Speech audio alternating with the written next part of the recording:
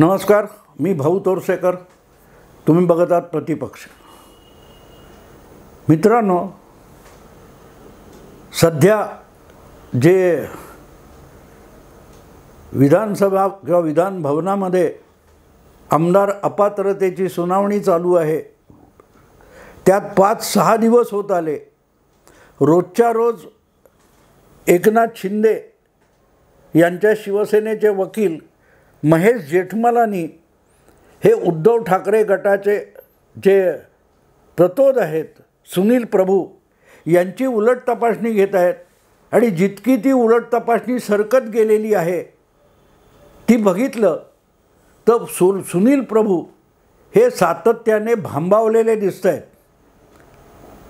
आणि ते इतके भांबावलेले आहेत की त्यांना अधिकाधिक त्यांच्या चुकीच्या उत्तरामध्ये गुंतवून उबाठा सेनेची सगळी केस ढासळून टाकायची तयारी, सज्जता महेश जेठमलानी यांनी केली आहे असं आता वाटायला लागलं. मला तर एक शंका यायला लागली की ज्या प्रकारची उत्तरं उबाठा सेनेचे प्रतोद म्हणून किंवा अनेक याचिकांमध्ये, अनेक अर्जांमध्ये उबाठा सेनेचे प्रतिनिधी म्हणून सुनील प्रभू पुढे आलेले आहेत, त्यांनी कसली तयारी केली हा प्रश्न पडतो. आणि म्हणून मग अशी शंका येते की सुनील प्रभू हे ट्रोजन हॉर्स आहेत का? ट्रोजन हॉर्स याचा अर्थ असा की शत्रूच्या गोटात आपला एक अत्यंत महत्त्वाचा हस्तक असावा, त्याला ट्रोजन हॉर्स म्हणतात. पण तो दिसायला शत्रूच्या गोटात असतो पण तो आपल्यासाठी काम करत असतो, त्याला ट्रोजन हॉर्स म्हणतात. सुनील प्रभू यांची सलग इतके दिवस उलट तपासणी शिंदेंचे वकील महेश जेठमलानी घेत आहेत. आणि त्यांनी इतके बारीक बारीक बारीक प्रश्न विचारलेत की आजच म्हणजे ज्या वेळेला ती सुनावणी संपत होती त्या दिवशी मी त्यांचं एक वक्तव्य ऐकलं एका क्लिपमध्ये कुठच्या तरी. त्यामध्ये महेश जेठमलानी सरळ सरळ सांगतात की उद्धव ठाकरे गटाची जी सगळी केस आहे, त्यांनी सादर केलेले पुरावे आहेत, दाखल केलेले दावे आहेत, हे तद्दन खोटे आहेत, खोट्या कागदपत्रावर, खोट्या पुराव्यावर आधारलेले आहेत. हेच तर मला सिद्ध करायचं आहे. म्हणून तो दावा संपूर्णपणे बिनबुडाचा आणि खोटा आहे हे सिद्ध करण्यासाठीच मी सुनील प्रभू यांची उलट तपासणी घेतोय. आता गंमत लक्षात घ्या, कोणातरी पत्रकाराने विचारलं की तुम्ही यानंतर उबाठा शिवसेनेच्या आणखीन कुठच्या आमदार किंवा नेत्यांची उलट तपासणी घेणार आहात किंवा त्यांना साक्षीसाठी बोलवणार आहात? तेव्हा महेश जेठमलानी यांनी दिलेलं उत्तर मला धक्कादायक वाटलं. ते म्हणाले, 1 मिनिट, या सगळ्या सभापती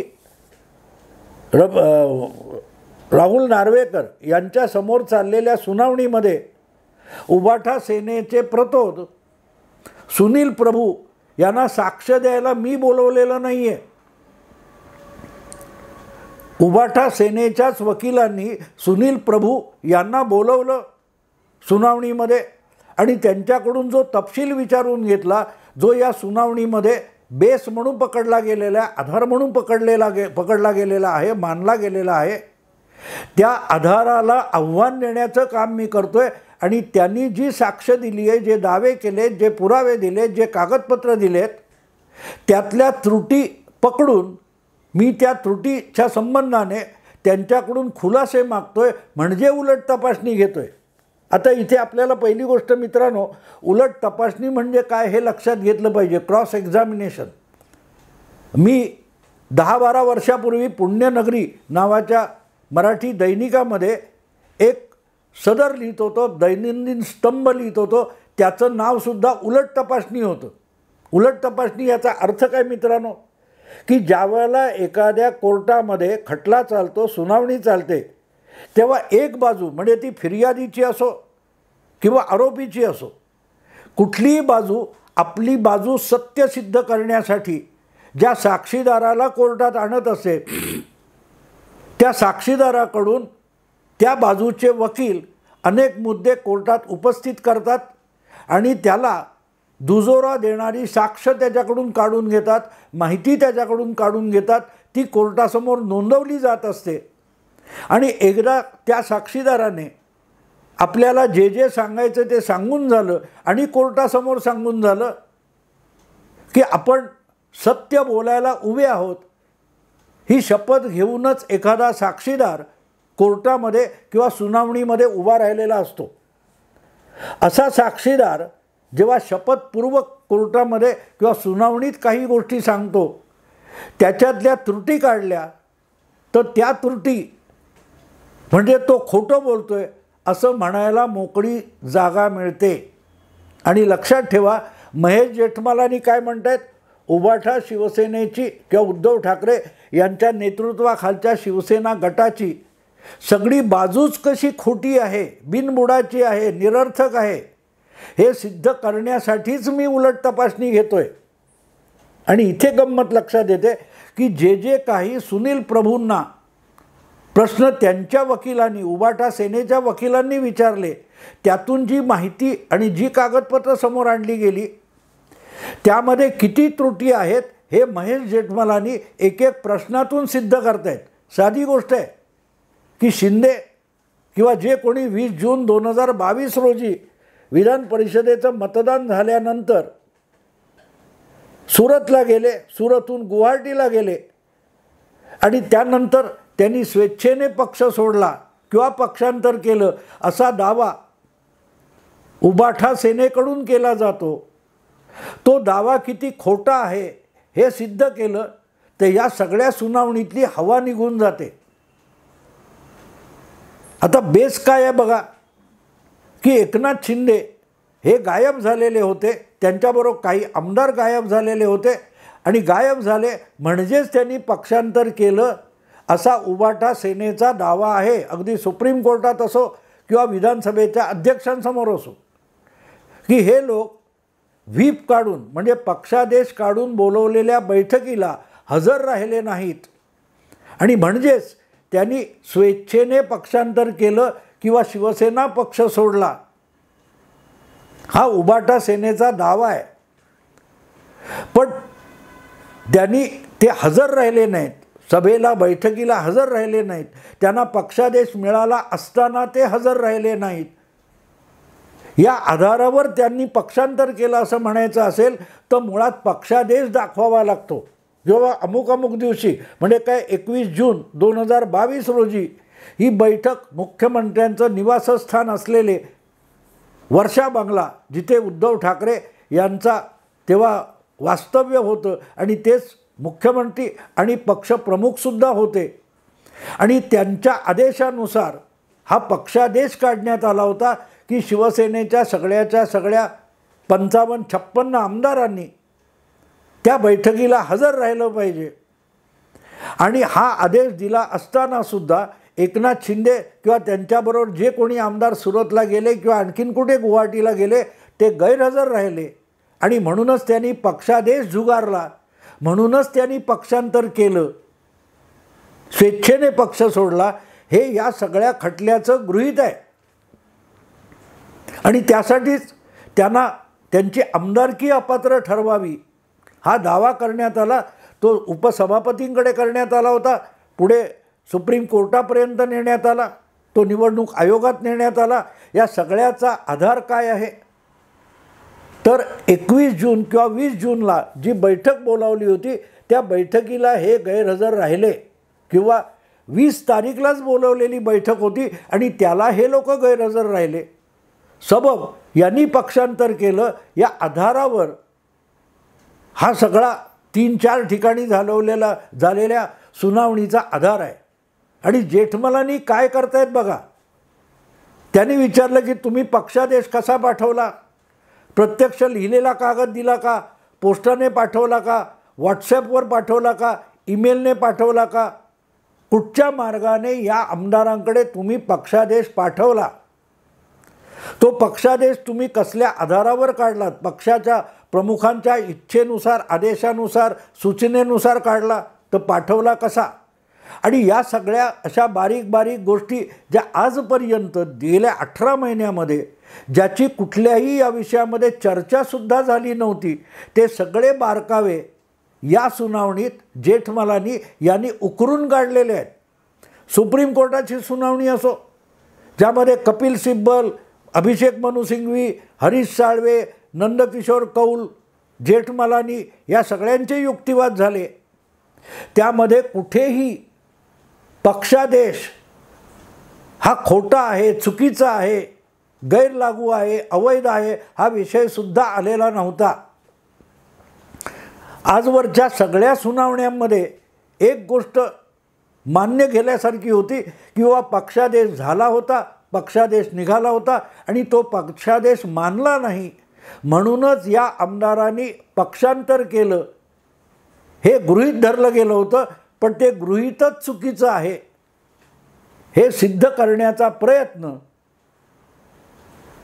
महेश जेठमलानी करतायत आणि म्हणूनच ती बाब गंभीर आहे.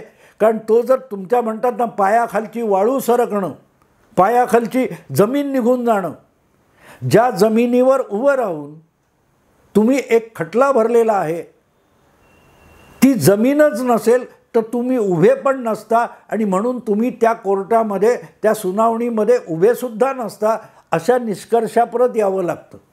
आणि म्हणून इथे एक गोष्ट लक्षात घ्यावी लागते की ज्या प्रकारे 4-5 दिवस सलग बारीक बारीक बारीक बारीक तारीख म्हणजे किती वाजता, रात्री 12 वाजल्यानंतर तारीख बदलली आणि प्रत्येक वेळेला नव्या दिवसाची सुनावणी आणि त्यातली नव्या दिवसाची उलट तपासणी सुरू होते. त्या प्रत्येक वेळेला सुनील प्रभू जे उबाटा सेनेचे नेते आहेत आणि प्रतोद आहेत, त्यांना आपली भूमिका आणि काय ते बाजू किंवा उत्तरं बदलावी लागत आहेत. आपण त्या लोकांना कोणाकोणाला तर तिथे हजर होते त्यांना हातातच आपण तो पक्षादेश दिला होता. आता तो पक्षादेश ज्यांच्या हातात दिला असा दावा सुनील प्रभूंनी पहिल्यांदा केला होता. त्यातल्या काही नावांवर महेश जेठमलांनी आक्षेप घेतला तेव्हा ती नावं कुठची तरी चुकीची पण ठरल्याचा मुद्दा समोर आला. हातात दिलं होतं की ईमेलने कळवलं होतं की व्हॉट्सॲपने कळवलं होतं, व्हॉट्सॲप कोणाच्या फोनवर कळवलं, कुठच्या नंबरवर कळवलं, तो त्या शिवसेनेच्या आमदारांचाच व्हॉट्सॲप नंबर आहे का, इतके बारकावे ज्या वेळेला महेश जेठमलानी परत विचारतायत आणि प्रत्येक वेळेला आपल्याला आठवत नाही, आपल्याला सांगता येत नाही, आपल्याला कागदपत्र बघून सांगावं लागेल, प्रतिज्ञापत्र बघून सांगावं लागेल. या सगळ्या उत्तरामध्ये सुनील प्रभू जितके गोंधळलेले आणि भांबावलेले दिसतात तेवढे ते खरोखरच भांबावलेले आहेत की उद्धव ठाकरे यांच्या गटात राहून ते प्रत्यक्ष शिंदेना पूरक असलेली साक्ष देत आहेत असा प्रश्न पडायची वेळ आली. कारण एक गोष्ट साफ आहे मित्रांनो, मी ज्या वेळेला एखाद्या गोष्टीमध्ये तुमच्यावर किंवा आणखीन कोणावर खटला भरतो किंवा तक्रार करतो किंवा कोर्टात जातो तेव्हा वकील मी जे काही निवेदन दिलेलं आहे त्या आधारावर आरोपपत्र तयार करतो, खटला तयार करतो, प्रतिज्ञापत्र बनवतो, पण मूळ माहिती माझ्याकडून आलेली असते. म्हणजे या प्रकरणामध्ये सगळ्याच्या सगळ्या बाबतीत जर सुनील प्रभू यांनी दिलेल्या माहितीवर आधारित त्यांच्या वकिलांनी त्या याचिका काय त्या प्रतिज्ञापत्र तयार केलं असेल तर ते प्रतिज्ञापत्रात काय आहे हे वकिलाने ठरवलेलं नाही, ते सुनील प्रभूंनी ठरवलेलं आहे. आणि सुनील प्रभूंनी काय ते सांगितलेलं आहे त्या आधारावर वकिलाने कागदपत्र बनवलेली आहेत, प्रतिज्ञापत्र असतील किंवा याचिका असेल. पण तुम्हालाच आठवत नाही तर वकिलाने काय लिहिलं आहे ते वाचून तुम्ही सांगणार असाल, याचा अर्थ तुम्ही काय काय केलं हे तुम्हाला आठवत नाही. आणि ते कबूल करतात, सुनील प्रभू कबूल करतात की आठवत नाही, सांगता येत नाही, बघावं लागेल. ज्या गोष्टीसाठी तुम्ही सुप्रीम कोर्टापासून निवडणूक आयोगापासून विधानसभेच्या अध्यक्षांपर्यंत सुनावणीत येऊन उभे राहत आहे, या गोष्टी तुम्हाला आठवत नसतील तर कोणाला आठवणार, कोणाला आठवणार. मग काही एक नवीन माहिती पुढे आली की नाही का आमदारांच्या जे खाजगी सचिव आहेत, खाजगी सहाय्यक आहेत त्यांच्या व्हॉट्सॲपवर पाठवली होती. आता खाजगी सहाय्यकाला तुम्ही जर ती नोटीस किंवा पक्षादेश पाठवला असेल तर तो परत त्या आमदारावर बंधनकारक आहे का? कारण एकाच वेळेला तो आमदार एकाच ठिकाणी असू शकतो आणि त्याचा सचिव हा दुसरीकडे गावी कुठेतरी लग्नाला किंवा आणखीन कुठेतरी गेलेला असू शकतो. त्यामुळे तो पक्षादेश सचिवाला किंवा त्याच्या सहाय्यकाला मिळाला पण तो आमदाराला मिळालेला नसेल तर मग त्याने पक्षादेशाचा भंग केला हे गृहीत धरता येत नाही. म्हणून किती बारकावे, एक साधा आणि सगळाचा सगळा रोख बघाल तुम्ही महेश जेठमलानी यांचा, तर त्यांचा सगळाचा सगळा रोख 20 किंवा 21 जूनला जो पक्षादेश काढला आणि तो पाळला गेला नाही, या जमिनीवर सगळी केस उभी आहे आणि ती जमीनच अस्तित्वात नाही आहे. तुमचा बंगला आहे, तुमचं काय ते मनोरा टॉवर आहे, हे सगळं तुम्ही म्हणू शकता, पण तो कुठल्या जमिनीवर आहे? त्याच्यासाठी एक भूखंड लागतो, एक जमीन लागते.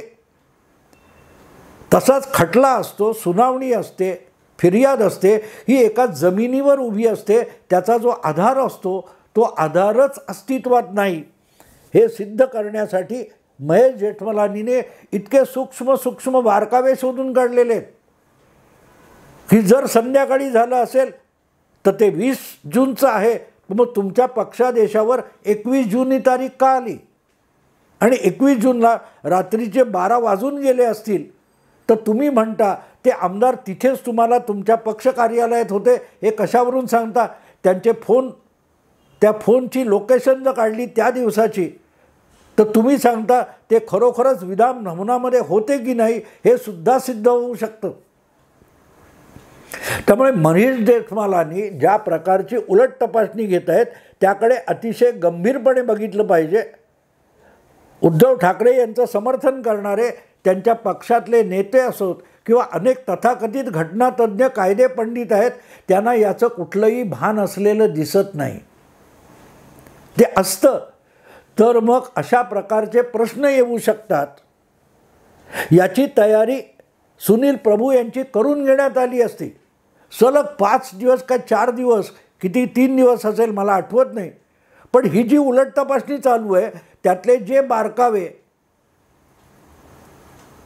महेश जेठमलानी उपस्थित करत आहेत त्यानंतर सुनील प्रभू ज्या प्रकारे गांगरलेले आणि गडबडलेले आहेत, भांबावलेले आहेत, ते बघितलं तर नुसते खटले करण्याची आणि अर्ज करण्याची घाई आहे.